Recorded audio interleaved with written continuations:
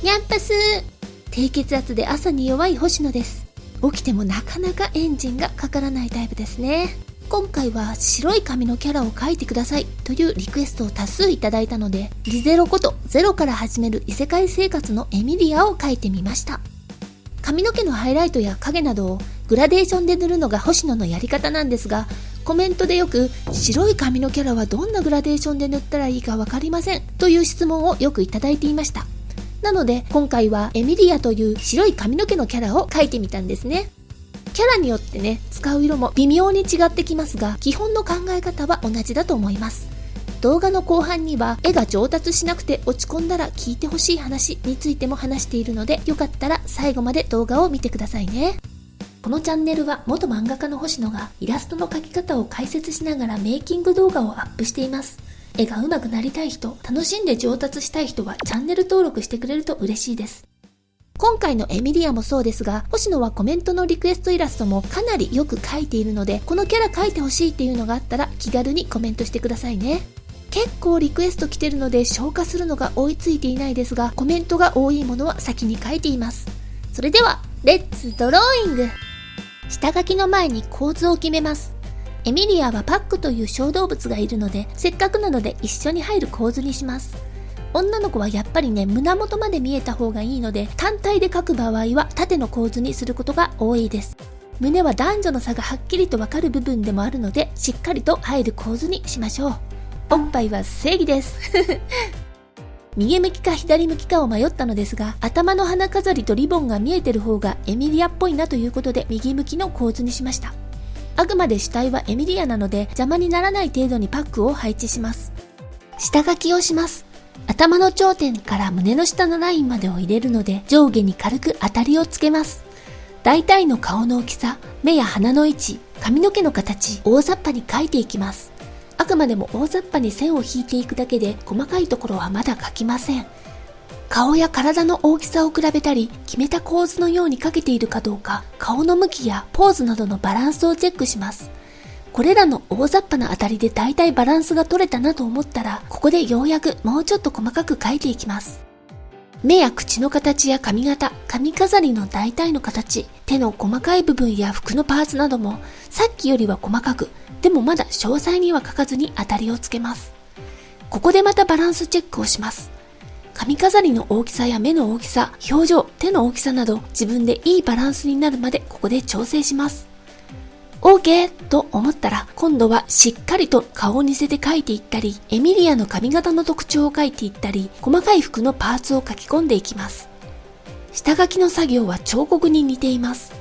彫刻もいきなり細かいパーツを削るのではなく、大きくパーツを削ってから徐々に細かく刻んでいきますよね。それと全く同じで、大雑把に描いてから徐々に細かく描いていく。その時々でバランスをチェックする。この繰り返しで下書きを仕上げていきます。ペン入れの前に練りゴムで鉛筆の線を薄くする作業をします。この練りゴムはすごく柔らかいのですが、こうして押し付けたり転がしたりするだけで鉛筆の線が薄くなります。これをやるとうっすらと鉛筆の線が残っていて、ペン入れがすごくしやすいです。鉛筆の線が濃すぎるとどの線にペンを入れたか分かりづらいですからね。下書きの時の修正にも練りゴムは欠かせません。1個あるとすごく便利に使えます。全然高いものじゃないので、よかったら揃えてみてください。画材専門店には大抵置いてありますし、Amazon でも売っていますよ。練りゴム使っている人ってね、実は結構少ないと思うので、お友達とかに何これって聞かれたら、あ、これめっちゃ便利なやつなんだけど知ってるって感じでね、ちょっと余裕見せていきましょう。ペン入れをします。コピックマルチライナーのブラウンでペン入れをします。星野はよくブラウンをメインに使っていますね。セピアやグレーだとちょっと薄いし、ブラックだと輪郭線が主張しすぎるかなと思うので、ブラウンがちょうどいいんですね。もちろんね、自分が使いやすい色でも OK ですよ。星野もね、線が細いところにグレーを使ったり、色が濃いキャラにブラックを使ったりもします。比べてみてどのキャラにも合いやすい基本の色がブラウンかなという感じです。コピックマルチライナーも画材屋さんには置いてありますし、4本セットで Amazon にも売っています。4本セットは 0.05mm、0.1mm、0.3mm、0.5mm と基本的によく使う太さがセットになっているので、星野はよく Amazon で買っています。顔などの細かい部分には 0.05mm から 0.1mm、髪の毛や服などは 0.3mm、ちょっと太く描きたいところは 0.5mm を使っています。基本的には外側の輪郭を太めに、髪の毛の細い線とか服のシワとか服の模様とかの細かいパーツは細めの線で描いてメリハリをつけています。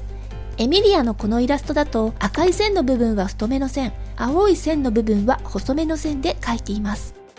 色塗りをします。まずはコピックでベースの色を塗ります。星野はコピックでベースを塗った後、色鉛筆で細かい作業をしています。このやり方はすごくおすすめです。その理由はこちらの200億の男、煉獄さんの動画でも話しているので、よかったら見てみてくださいね。目を塗ります。エミリアは紫ベースにピンクのハイライトという色合いなので、ピンクから紫へのグラデーションになるように塗ります。後で色鉛筆の書き込みをするので、そこまで濃い色じゃなくても大丈夫です。肌は E00 をベースに右から光が来ているように右側にハイライトを多めにします。髪の白を残してベースを塗り YR00 で形の影をつけます。エミリアは女性キャラなので R00 のピンク系の肌色も混ぜています。そうすると女性らしいほんのりとしたピンクっぽい透明感がある肌になりますね。R20 と R02 番で今度は光の影を塗ります。髪が肌に落とす影や首の下の影など比較的濃いめの影になります。形の影、光の影の色塗りの考え方はこちらの動画で詳しく解説していますので、よかったら見てみてください。ちょっと難しいことを言ってるかもしれませんが、これが腑に落ちたら一段階上手くなると思います。髪の毛を塗ります。白髪キャラの塗り方のリクエストコメントがたくさん来ました。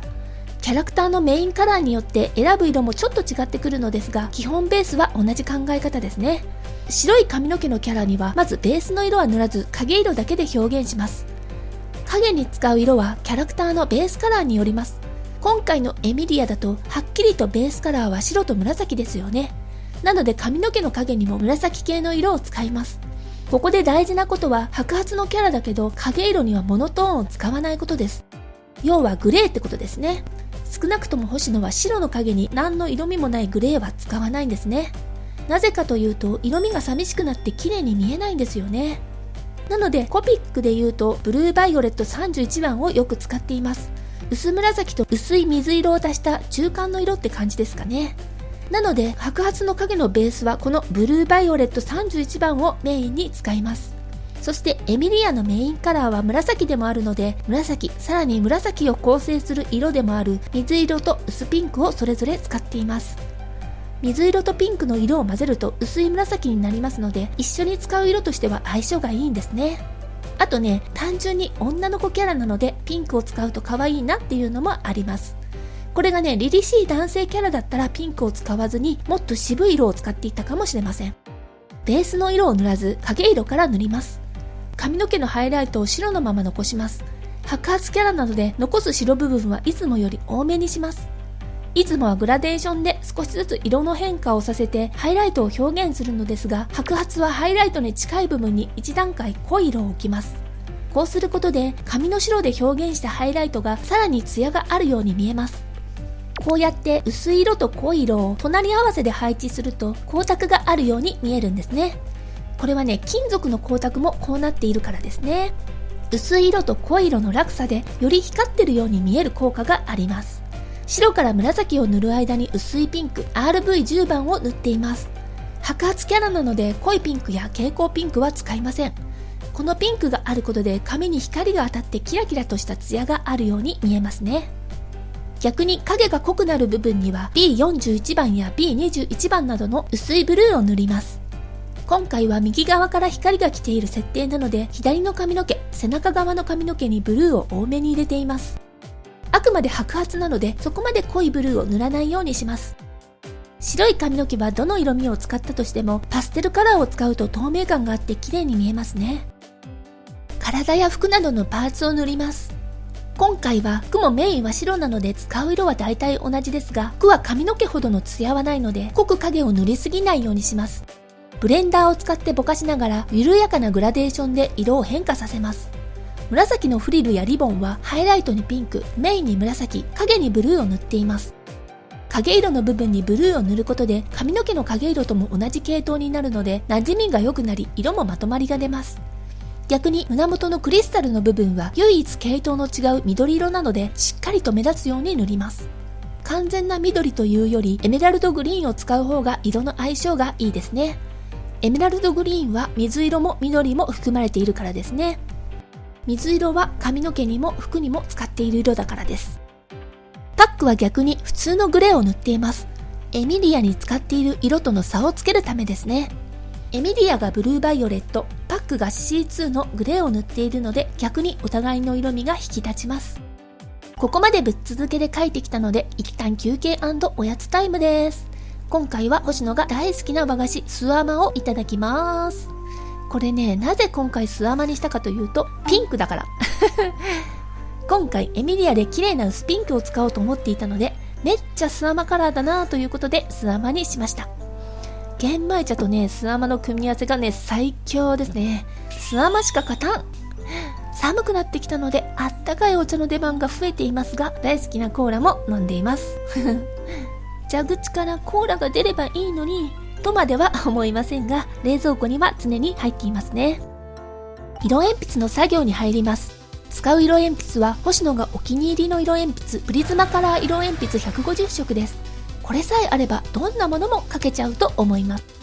コピックで塗ったところに色を重ねてより複雑な色を作ったり細かい部分を描き込んで仕上げていきます。目はコピックで塗ったところにさらに濃い色を入れます。瞳の上に濃い紫、ハイライトに蛍光ピンクを入れてキラキラしている感じを出します。目の縁にも蛍光ピンク、赤紫、青紫を塗っています。肌を塗ります。E00 を塗った部分にクリームイエローの色鉛筆を重ねます。形の影の部分を細かいグラデーションにしていきます。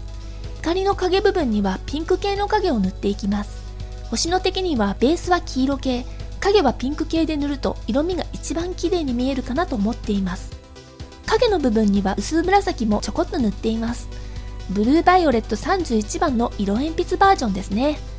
エミリアは髪の毛に紫をメインに使っているので肌色に紫を置くことで色がバラバラにならず統一感が出ます。髪の毛を塗ります。基本はコピックで塗った色をベースに書き込みをしていくイメージです。ハイライトのピンクは少しだけ蛍光ピンクを塗ります。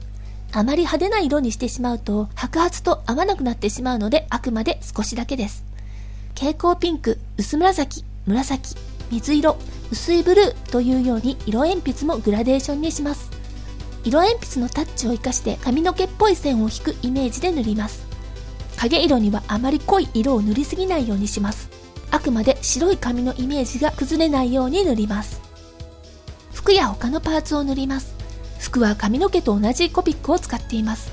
髪の毛と違って服にはツヤをあまり出さないので色鉛筆では濃い色を使わずパステルカラーでグラデーションを塗ります。例えば髪の毛にはハイライト部分に蛍光ピンクを使いましたが服には使わず薄いピンクを塗っています。逆にフリルやリボンなど紫のパーツには影にしっかりとした青を塗っています。これがあることで色味もちょっとね幅が出て綺麗に見えますね。エミリアは白と紫がベース、それにプラスしてピンクと水色と4色をメインでまとめています。紫はピンクと水色を合わせてできる色なのでとてもまとまりが出る色の組み合わせです。こうして2色の色を混ぜた色を合わせて使うのも綺麗に見えるちょっとしたテクニックですね。絵が上達しなくて落ち込んだら聞いてほしい話。星野のね、周りにも今までにも絵が上手くならなくて落ち込む、自分には才能がないから諦めるみたいな話はね、すごーくよく耳にします。星野もね、少しずつ上手くなってるとは思うけど、こんな絵を描きたいっていう理想の状態にはまだまだだと思っています。でも落ち込んで手が止まってしまう人が多いのも事実です。そんな人はね、こんな風に考えたらいいんじゃないかなということを話そうと思います。自分が絵が下手だなぁと落ち込むってことは、まずね、本人のね、志が高いということなので、これは基本的にすごくいいことなんですね。自分はまだまだだって思うからこそ、努力っていうものが生まれるので、もしね、もう自分は完璧だぜ、十分だぜって思ったら、そこからはね、伸びる余地は少ないわけです。スポーツ選手とかもそうですけど、すごい成績を出している選手って他人から見たらもう十分じゃないって思っても本人はまだまだだって思ってるんですよね。だからこそ伸びてるとも言えるわけです。だから自分が下手だなって思うってことは向上心がある表れなので、それは素晴らしいことと考えてくださいね。そして今が下手ということは、これからの伸びしろはすごくあるということとイコールなんですね。今は下手、伸びる余地が大きい。これはね、本当です。ある程度上手い場合ってそこからの伸びってね、少ないわけですよ。今下手ならば伸びしろってめちゃくちゃあるわけです。可能性に満ち溢れているわけなんですね。上達したというね、実感も最初から上手い人よりも下手だった状態から上手くなった人の方が大きいんですね。上達した時の喜びも大きいわけです。最初からね、お金持ちの人よりも貧乏からお金持ちになった人の方が幸福感が高いのは、達成感というものが幸福感に直結しているからなんですね。伸びているという実感こそが自信や達成感、幸せにつながるので、今上達の余地がたくさんあるということは、それだけ自信や幸せを感じられるチャンスが多いというわけです。だからこそね、今ね、自分が下手だと思っている人は、その状態があながち悪いことばかりではない、いいこともたくさんあるって思ってほしいですね。そもそもね、今若い人たちはまだまだ絵を描く時間って腐るほどあるわけですよ。若い人っていうのは小中学生のことだけではないですよ。30代、40代の人だって若い人です。なんといってもね、今はね、どんどん寿命が伸びて人生100年時代って言われています。今50歳だったとしても、あとね、50年もあるわけですよ。絵っていうのはね、スポーツとかと比べても体力は使わないので、それこそ一生描いていけるわけです。80代でね、第一線で活躍しているアーティストさんもいるんですよ。アンパンマンのね、柳瀬隆さんは60代からアンパンマンを描き始めたのは有名な話ですよね。なので20代、30代、40代だろうが、ましてやね、小中学生とかね、高校生とかで自分はもうダメだ、才能がないなんて諦めちゃうのはもったいなさすぎると星野は思います。自分が下手だからと思ったら、まだ自分には上手くなる余地がある、上達する余白が残っている、こんな感じで考え方を変えてみてくださいね。動画が少しでも役に立ったよって思ってくれた人は、いいねボタンを押してくれると星野が喜びます。それでは星野がお送りしました。また見てね。バイバーイ。